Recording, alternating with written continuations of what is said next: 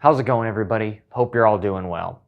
So this video is going to be the start or an initial video to a new series based on creating a neighborhood protection plan or a defensive plan for your neighborhood. How do we go about that? So first off, why are we doing this? If you're familiar with my other series, Building a Minuteman Kit, I allude to that a lot of the possibilities of defending your life and your neighborhood. Now, the Minuteman Kit series was based upon you. What equipment and gear should you as an individual have? This series is all going to be about establishing those connections between your neighbors and building a group or a defensive, scenario, a defensive wall, defensive mindset against possible oppositions. So what do I mean by that? Currently, as of April 2021, you can look back now and through history, riots, looting, lawlessness do take place in small regions within the United States. Now, I get it, there are people out there listening or viewing this in different countries, and you all know what I'm talking about just the same. I can list probably dozens of countries that have been at point in times in certain areas lawless. So that means when you pick up and call 911, no one is there that is going to help you. So you have a bunch of people trying to say steal from you or destroy your neighborhood or loot your neighborhood. How do you defend against that? How do you establish a group that is effective enough to ward off maybe a large group of people meaning to do harm? That is exactly what this video is about, and this series technically. So in this series, I'm going to talk about what we'll probably, or what we will honestly go over. So first up, establishing defensive perimeters. What do I mean by that? Like literally, how do you establish a defensive perimeter? Like physical barriers, is it alarms, all that kind of stuff. How do you go about that? Establishing the neighborhood protection plan itself. How do you interact with your neighbors? How do you even bring this topic up with your neighbors? Maybe some of your neighbors just do not want to talk about this at all. Or as soon as you bring something like this up to them, they just shut you down immediately. I'm going to show you techniques and ways to honestly talk to your neighbors 100% about your concerns about the neighborhood and establish a group kind of like Neighborhood Watch. We're going to be discussing post-priority charts. So once you actually create this and you get thrown into a legitimate situation, posting priority based upon people. How many people do you need at your front entry control point? How many people do you need exterior? How many people do you need interior? How many people do you have doing priorities of other work? SOPs or standard operating procedures. What are you going to teach your group or tell your group, hey, this is standard. We're all going to carry an IFAK on our left-hand side. Or when you hear this bell ringing in the middle of the night, that bell signifies to get up, get your gear on, and defend your family's lives because something is possibly going to harm us. Continuing into ECPs and CPs, entry control points, control points, QRF or quick reaction force, backup forces that you can call, alarms. What type of alarms can you use very cheaply and make yourself to let you know some enemies or an opposition is coming in?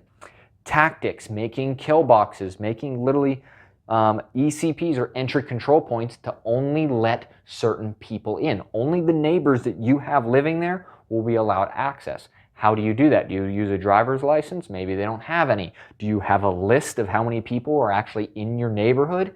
Go off of that list. Are they allowed in? Are they bringing friends? Are they bringing neighbors?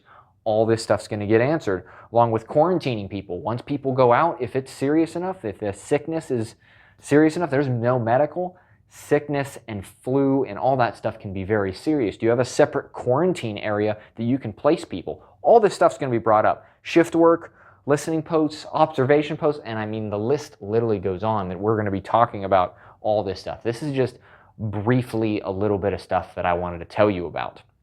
So let's get into initially today's video. And what that is people are more valuable than guns, ammo, food, and water. which is pretty crazy. And there's been a few other people that say that. But actual physical people, when things go badly and there's no one to rely on, all these government services to assist you, with rule of law, which is great, and I love that, but there may become a time that we don't have that. How do we protect ourselves with that? And people are honestly the answer. You cannot do everything by yourself. The bunker-in mentality of saying, I have all the food, I have the guns, I got the ammo, it's just me and my family and that's it, and we're going to be fine. There's probably some of you out there that agree with that, and I'm going to tell you straight up that it doesn't work like that. Literally look at third world countries. I have been there, I have done that. None of them, anywhere I've been, ever do a bunker-in mentality at all, because that's how you end up dying, honestly. You need to rely along with your community around you to establish these things. For example, if you don't do that, food, water, and security, really basic stuff. Can you do all that? Because security has to be a 24/7, 365 ordeal. You have to have security so people don't take things from you that you don't want. So if you're constantly watching, how are you establishing food and water, making food? Maybe you're hunting, maybe you have food put back. Now you have to prepare the food. Where are you going to get your water from? Even if your tap or electricity goes out, because there's no government facilities and stuff, how do you prioritize that? Because security is number one. How do you do laundry? How do you do maintenance? How do you do family time? How do you raise your children maybe and still teach them a learning and reading and writing and other things like that? Firewood, cleaning, where does your power come from? You personally, and between one or two people, cannot do it all. That is why I'm stressing neighborhood protection plan. Normally we're used to driving out. Our environment is very large because we can take vehicles from point A to point B very quickly. If you cut vehicles out of the situation, your scope of who you interact with dramatically closes in, and now you only have your neighbors. So your neighbors are gonna be your priority. And that is what I want to share with you, is how to establish those community relations with your neighbors to help you through hard times. And it doesn't even have to be catastrophic, without rule of law. It could just be a simple snowstorm and you can rely on your neighbors. Hey, I have a generator. I know your heat's out. How about I let you use it? How about you come over and help me build a deck sometime for that? A barter kind of based system and establishing those relationships. So, like I said, your neighbors are the key. That is who you are going to rely on. Now, I get it. Some of you in really rural areas or built up areas or out in the middle of nowhere, you might be on a ranch. You still have people that are probably going to be generally around you. Now, they could be further away, but they're still going to be in your general area that you can rely on for help, especially in cities and whatnot. So if you're in a small, apartment complex or neighborhood, you still have neighbors around you that can help you. Maybe you can block off your specific apartment complex and establish people coming in and out, so you don't get random people you don't know coming into your apartment complex. This is exactly what we are going to discuss in this. So, like I said, people are the priority. Try to get away from that mindset of guns and ammo are the way to go and I'm going to stay in and just be my own person and do everything myself. You're going to have to rely on family and community. It's just how it's going to be. So, this is a pretty quick intro, I guess you could say. The next video on this, I want to discuss how to establish those relationships with your neighbors. How do you even get this topic started? How do you even talk about it?